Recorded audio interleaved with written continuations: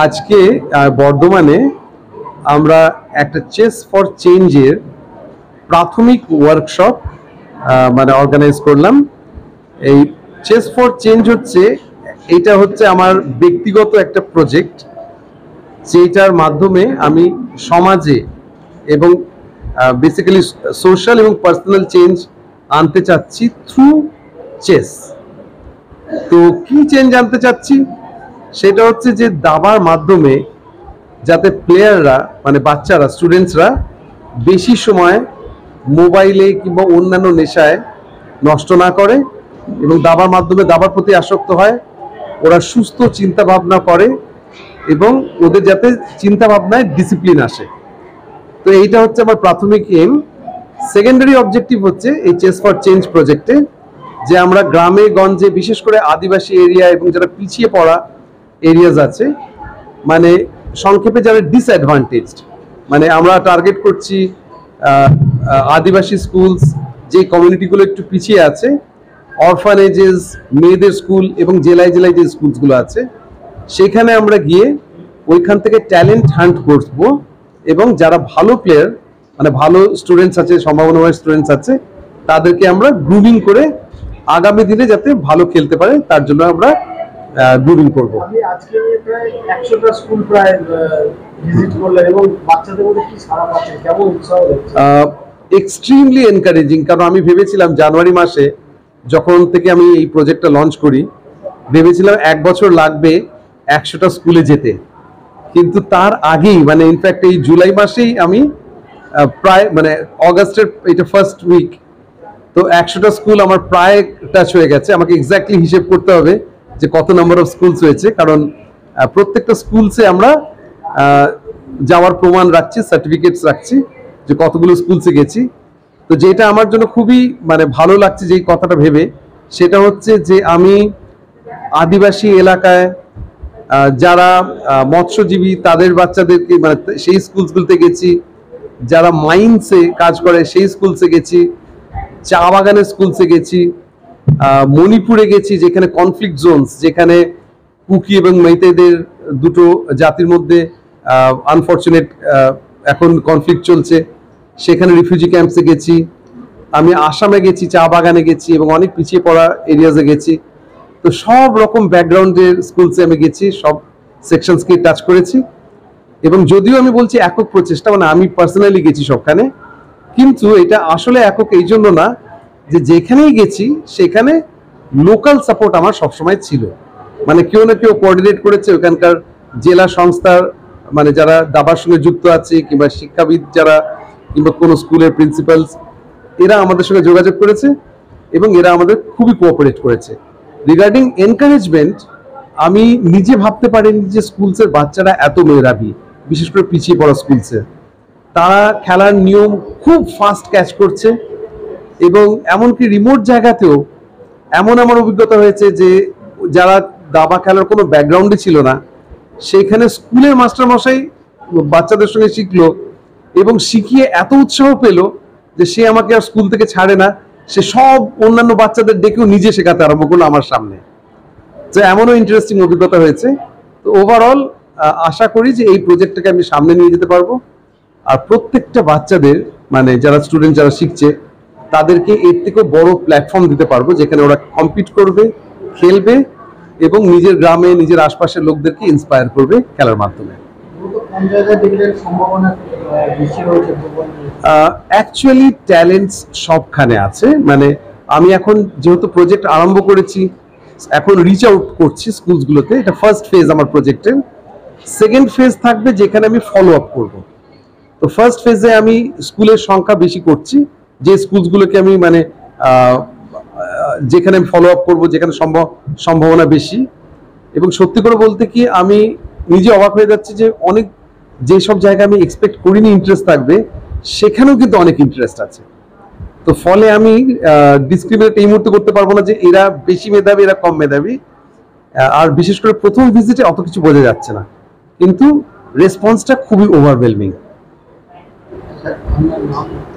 আমার নাম অতনু লাহিড়ী, আমি প্রাক্তন কমনওয়েলথ দাবা চ্যাম্পিয়ন ভারতের হয়ে, এবং আমি বেঙ্গল চেস অ্যাসোসিয়েশনের বর্তমানে চিফ মেন্টর। এছাড়া এই প্রজেক্ট যেটা মানে চেস ফর চেঞ্জ ফাউন্ডেশন, সেটার আমি মানে ফাউন্ডার। এছাড়া আমি বিশ্ব দাবা সংস্থা থেকে চেস ইন এডুকেশন প্রজেক্ট যেটা আছে তার আমি লেকচারার, মানে বিশ্ব দাবা সংস্থা সার্টিফাই করেছে। এছাড়াও আমি 6টা জাতীয় দলের কোচ হয়েছি, নেমলি ভারত যুব দলের, যেখানে ভারতের সেরা খেলোয়াড়রা মানে আজকে যারা সেরা তারা যখন যুব দলের সদস্য ছিল, প্রথমবার বিশ্ব চ্যাম্পিয়ন হচ্ছে, তখন আমি তাদের চিফ কোচ ছিলাম। ভারতীয় যুব দলের কোচ ছাড়াও আমি মঙ্গোলিয়ান টিমের ন্যাশনাল কোচ ছিলাম যখন তারা এশিয়ান চ্যাম্পিয়ন হয়। এছাড়া নেপালে আমি অলিম্পিয়াড, ভুটান দলকে আমি 2বার অলিম্পিয়াডে ক্যাপ্টেন্সি করেছি, মানে ভুটান দলের ক্যাপ্টেন ছিলাম, নন প্লেইং ক্যাপ্টেন ইন্ডিয়ান। নেপালের ক্যাপ্টেন ছিলাম, গায়ানার আমি কোচিং কনসালটেন্ট ছিলাম, ওয়েস্ট ইন্ডিজের গায়ানা, এবং থাইল্যান্ডের জুনিয়র টিমের ক্যাপ্টেন কোচ ছিলাম 2019-এ।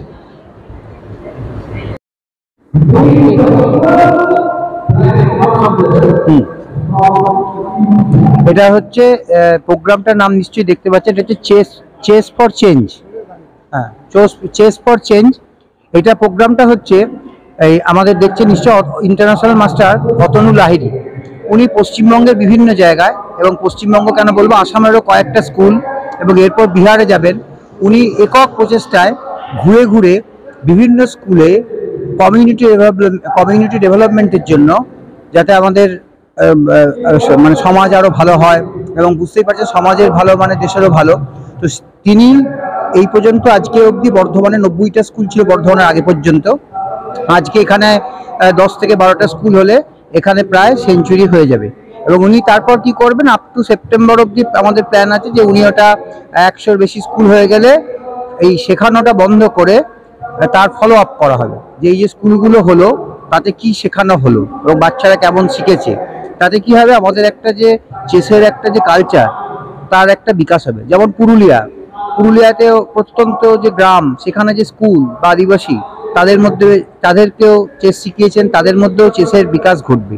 এইভাবেই এই প্রোগ্রামটা করা, এবং তারই পরিকল্পনা হিসেবে আজকে এখানে ক্যাম্প হচ্ছে, ওয়ার্কশপ হচ্ছে। একদমই, মূলত একদম সম্পূর্ণ নিজের উদ্যোগে, এবং তিনি যখন নর্থ বেঙ্গল যাচ্ছেন নিজের উদ্যোগেই, কোথাও কোনো ফিস দেওয়া হচ্ছে না। এই ওয়ার্কশপ যেটা হচ্ছে কমপ্লিটলি ফ্রি ফর অল।